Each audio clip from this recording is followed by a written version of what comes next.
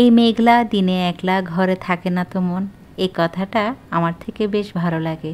বিশেষ করে এই সব মুহূর্তে দেখতে তো পেয়েছেন আকাশে কালো মেঘে ছেয়ে আছে, আর এমন একটা সুন্দর মুহূর্তে আমার বারান্দায় গিয়ে দেখলাম এতগুলো পর্তুলিকা ফুল ফুটেছে এই প্রথম, যা দেখে মুহূর্তের মধ্যে ক্যামেরাবন্দি করে ফেলেছি। আসসালামু আলাইকুম ভিউয়ার্স, কেমন আছেন সবাই? আলহামদুলিল্লাহ আমি ভালো আছি। আশা রাখছি যে যেখান থেকে আজকের আমার এই ব্লগটি দেখছেন সবাই ভালো আছেন, সুস্থ আছেন এবং নিরাপদে আছেন। আজকে যে ব্লগটা শেয়ার করছি সেটা শুক্রবার সকাল থেকেই শুরু করেছি। আর শুক্রবার সকালবেলা এবং দুপুরবেলা আমি কি আয়োজন করেছি, আর সেই সাথে আমার টাইটেল দেখে তো নিশ্চয়ই বুঝতে পেরেছেন কিছু না কিছু তো শপিং করেছি আপনাদের সাথে শেয়ার করার জন্য। তো চলুন পুরো ব্লগ জুড়ে থাকবেন, দেখবেন প্রতিদিনের মতো আমার আজকের এই ব্লগটাও আপনাদের অনেক ভালো লাগবে। শুরুতে তো দেখতে পেয়েছেন কিভাবে কালো মেঘে ছেয়ে গিয়েছিল পুরো আকাশ, কিন্তু বৃষ্টি সামান্য পড়ে আবার রোদ উঠেছে, যেটা দেখে বেশ ভালো লাগলো। তো গতকাল আমি একটু গরু মাংস রান্না করে রেখেছিলাম, তো অবশিষ্ট যেগুলো ছিল সেগুলো সকালবেলা ফ্রিজ থেকে বের করে গরম করে রেখেছি, আর সেই সাথে বাকরহানি। তো বাকরহানি দিয়ে গরু মাংস কে কে পছন্দ করেন আমাকে জানাবেন। তো আমার না খুব ভালো লাগে বাকরহানি দিয়ে গরু মাংস দিয়ে খেতে। আর এই বাকরহানিটা মিষ্টি নয়, এটা মাংস দিয়ে খাওয়ার জন্য বানিয়েছে। তো সকালবেলা এই মজাদার নাস্তা খেয়ে আমাদের সকালটা তো খুব সুন্দর করে শুরু করে দিয়েছি, আর পরিবারের সবাই মিলিয়ে একসাথে খেয়েছি। কারণ সকালবেলা ছেলেরা যখন স্কুলে চলে যায় তখন আর একসাথে খাওয়া হয় না, ছেলেদেরকে স্কুলে বিদায় দিয়ে তারপরেই নিজের মতো একা একা নাস্তা করি। এদিক দিয়ে সকালের নাস্তা করে পুরো ডাইনিং রুমটা আর কিচেনটা সামান্য হালকা পাতলা পরিষ্কার করে আমার বেডরুমের আর বিছানার যে চাদরটা আছে সেটা একটু চেঞ্জ করে দিয়েছি। প্রতি শুক্রবারে চেষ্টা করি নতুন বিছানার চাদর বিছিয়ে দিতে। এদিক দিয়ে আমার মেজো ছেলের এত জ্বর ছিল, তো তাকে বলছিলাম যে তুমি এক পাশে বসো, আমি বিছানার চাদরটা চেঞ্জ করে তারপরে তুমি শুয়ে যাইও, কিন্তু ছেলে এত অসুস্থ ছিল আমার ভিডিওর জন্য, কিন্তু ছেলেটাকে আমি আর বিছানা থেকে সরিয়ে শ্যুট করিনি, ওই অবস্থায় আমি শ্যুট করে ফেলেছি। তো ছেলে তো রেস্ট নিচ্ছে বিছানার মধ্যে, আর আমি এদিক দিয়ে আমার বেডরুমটা একটু হালকা পাতলাভাবে ক্লিন করে নিচ্ছি।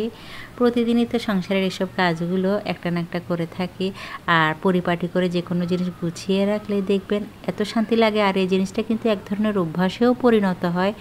আর আমরা যদি একটু দেখবেন যখন অলসতা করি তখন অনেক কিন্তু কাজের চাপ বেড়ে যায়। তো এই কাজগুলো যদি একটু সকাল সকাল ঘুম থেকে উঠে করে নেওয়া যায় তাহলে কিন্তু সময়ের সাথে সাথে সবগুলো কাজ হয়ে যায়।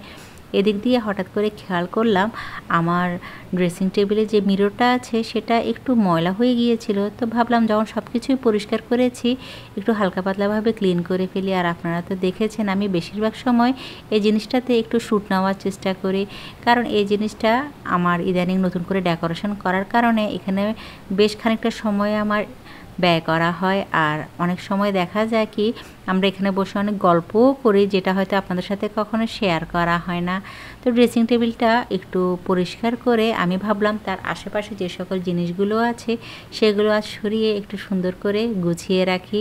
আর আমার ছেলেরা তো আছেই, যেটা যেখানে রাখবে সেখানে তো থাকে না, উলট পালট করে রাখে সব সময়, তো আমি সব সময় এগুলো গুছিয়ে রাখি।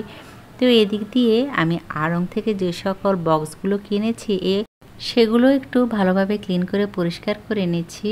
আর এই জুয়েলারি বক্সগুলো কিন্তু আমার বেশ দরকার, স্পেশালি যে কোনো ছোট ছোট পিন, সিফটি পিন, আর অন্যান্য যে সকল মাথায় ছোট ছোট ব্যান্ডগুলো আছে, তারপর ফিঙ্গার রিং, এই সকল জিনিসগুলো গুছিয়ে রাখতে বেশ উপকার হয়। তো ভাবলাম সব কিছু যখন গুছিয়ে রেখেছি আজ আপনাদের সাথে আমি আমার সংসারের অনেকগুলো কাজ আছে সেগুলো আজ শেয়ার করে ফেলি। প্রথমে অলসতা বোধ করছিলাম কারণ বাইরে বৃষ্টি হচ্ছে, তার উপর তো দেখতে পাচ্ছেন আমার ব্যালকনি বারান্দার মাঝে যে পর্দাগুলো আছে সেগুলো কিভাবে উড়ছে। প্রচুর বাতাস বইছিল কিন্তু সেই পরিমাণ কিন্তু বৃষ্টি হচ্ছে না, বাতাসে তো পুরো ঘরটা ঠান্ডা হয়ে গিয়েছে।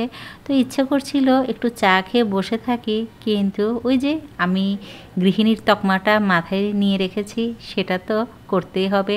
আর একজন গৃহিণী হয়ে একে তো শুক্রবার ছিল, সে সময় তো আর রেস্ট করা যায় না, আর গৃহিণীতে তো কখনোই ছুটি থাকে না, তাই না সংসারে, কি বলেন আপনারা? তো এদিক দিয়ে আমার হাজব্যান্ড বলল আমার ছেলেদের যে রুমের মাঝে পর্দাগুলো আছে সেগুলো একটু চেঞ্জ করে দাও, কারণ সকালবেলা যখন সূর্যের আলোটা রুমে আসে তখন খুব আলোকিত হয়ে যায়, তো ভাবলাম হাজব্যান্ডের কথা মতো এই পর্দাগুলো একটু চেঞ্জ করে ফেলি। আর চেঞ্জ করে দেওয়ার কারণে এত সুন্দর লাগছিল। মাঝে মাঝে যে কোনো জিনিসের একটু পরিবর্তন যেমন দেখতেও ভালো লাগে, তেমনি সৌন্দর্য বহুগুণে বেড়ে যায়। সেই সাথে ছেলেদের বিছানার চাদরটাও একটু গুছিয়ে নিয়েছি আর একটু চেঞ্জ করে ফেলে নতুন করে সব কিছুই আমি আপনাদের সাথে এখন শেয়ার করলাম।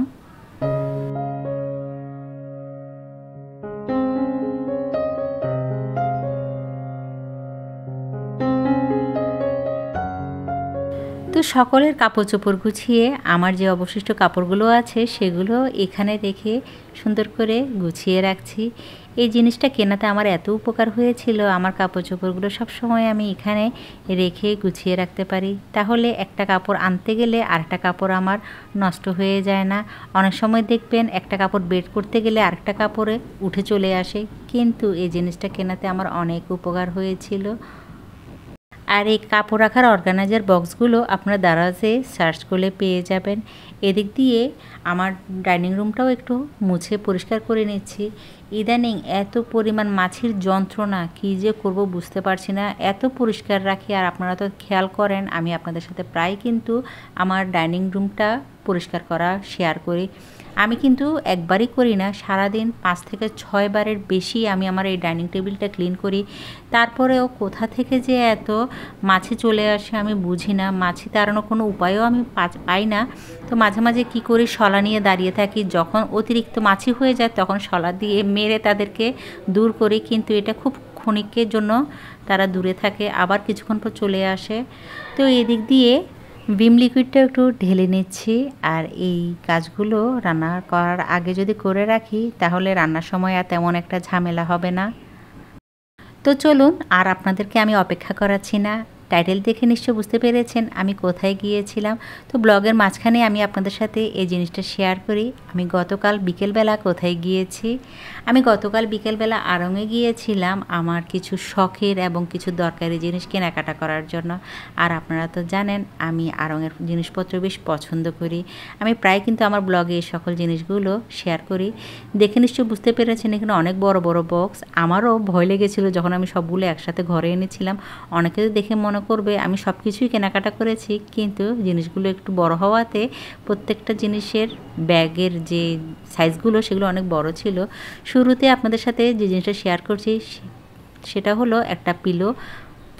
এই পিলোটা প্রাইস ছিল 116 টাকা প্লাস ভ্যাট প্রযোজ্য ছিল।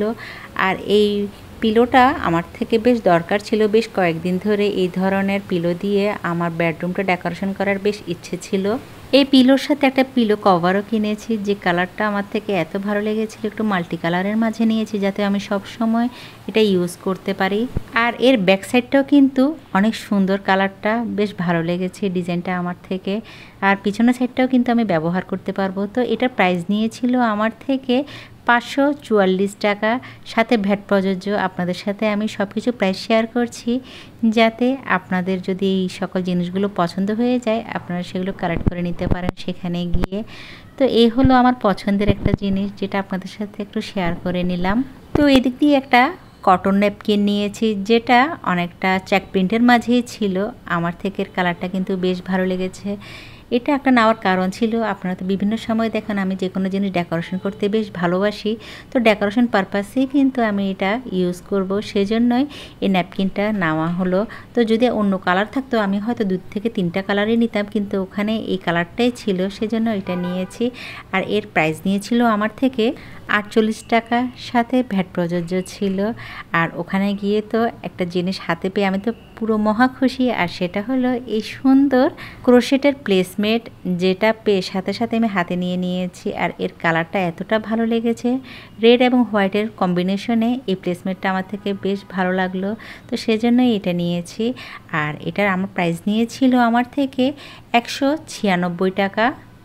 তো এই হলো আমার খুবই দরকারি কিছু পছন্দের এবং শখের শপিং আর কেনাকাটা।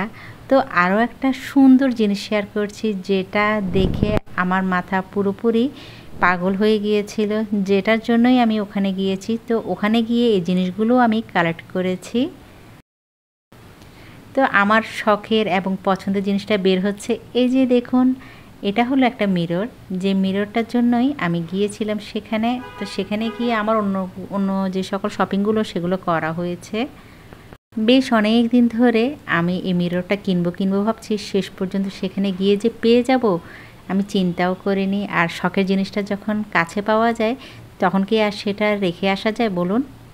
বিভিন্ন সময় ফেসবুকে দেখা যায় এই ধরনের বেতে যে সকল মিররগুলো আছে এগুলো দিয়ে খুব সুন্দর করে ডেকোরেশন করে। আর আপনারা তো দেখেন আমার প্রায় ব্লগে আমি যে কোনো জিনিস সাজাতে বেশ পছন্দ করি। তো দেখেই সাথে সাথে আমি এটা আর এক মুহূর্ত চিন্তা করিনি, সাথে সাথেই নিয়ে ফেলেছিলাম।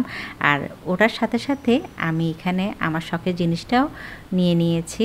আর এই মিররের প্রাইস নিয়েছিল আমার থেকে 889 টাকা, সাথে ভ্যাট ছিল। তো এই হলো আড়ং থেকে আমার শখের জিনিসগুলো কেনাকাটা। আমার এই শপিংগুলো কার কেমন পছন্দ হয়েছে সেটা কিন্তু আমাকে অবশ্যই কমেন্ট করে জানাবেন। তো আমার এই শপিংগুলো আশা করি আপনাদের ভালো লেগেছে। আর আমার এই শপিং দেখতে দেখতে যদি আপনারা লাইক দিতে ভুলে যান আমার এই ভিডিওটিতে, তাহলে প্লিজ একটি লাইক দিয়ে বাকি অংশটুকু কন্টিনিউ করে যাবেন। আর আমার এই চ্যানেলটিতে যদি আজ আপনি প্রথম ভিজিট করে থাকেন তাহলে সাবস্ক্রাইব করে পাশে থাকা অল বেল বাটনটি প্রেস করে রাখবেন। আর এই কাজগুলো যারা করে ফেলেছেন সকলকে অসংখ্য ধন্যবাদ জানাচ্ছি।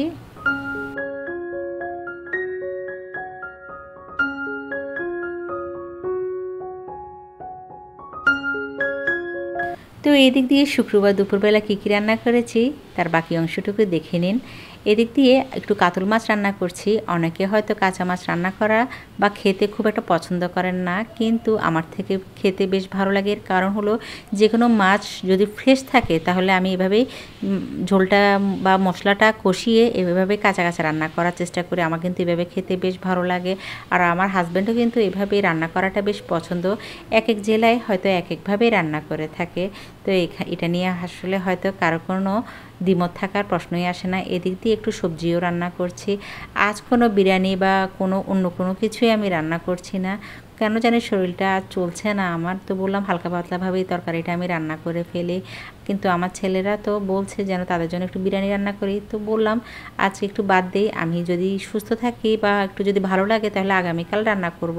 তো সেই জন্য তাদেরকে এই কথাটা বুঝ দিয়ে আমি চিংড়ি মাছ দিয়ে কয়েক রকমের সবুজ সবজি দিয়ে একটু সবজি রান্না করছি। এদিক দিয়ে আমার মাছটাও প্রায় হয়ে গিয়েছে, আর এখন ধনিয়া পাতা দিয়ে নামিয়ে ফেলবো।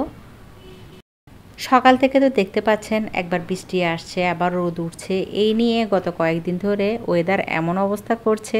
কিন্তু বৃষ্টি আসলে ভালো লাগে, কিন্তু চলে গেলে কেমন জানি মেঘলা মেঘলা হয়ে যায়। এই অবস্থায় যে কোনো ভিডিও শ্যুট করতে আসলেই অনেক সমস্যা হয়ে যায়। জানি না আমার এই ভিডিও ক্লিপটা আপনাদের থেকে কেমন লেগেছে। তো যাই হোক, এদিক দিয়ে সবজিটা হয়ে যাওয়ার পর আমি সবসময় সবজির উপরে একটু স্বাদে ম্যাজিক ঢেলে দিই, এতে আমার খেতে বেশ ভালো লাগে। তো এদিক দিয়ে প্লেটের মাঝে সবগুলো তরকারি নিয়ে নিলাম, আর খুব সুন্দর করে প্রত্যেকটা খাবার আমি সার্ভ করলাম। তো আর বাকি অংশটুকু আজ আর দেখাচ্ছি না। তো দেখা হবে নেক্সট ব্লগে। ততক্ষণ পর্যন্ত সবাই ভালো থাকবেন, সুস্থ থাকবেন, আমার জন্য দোয়া করবেন। আল্লাহ হাফেজ, আসসালামু আলাইকুম।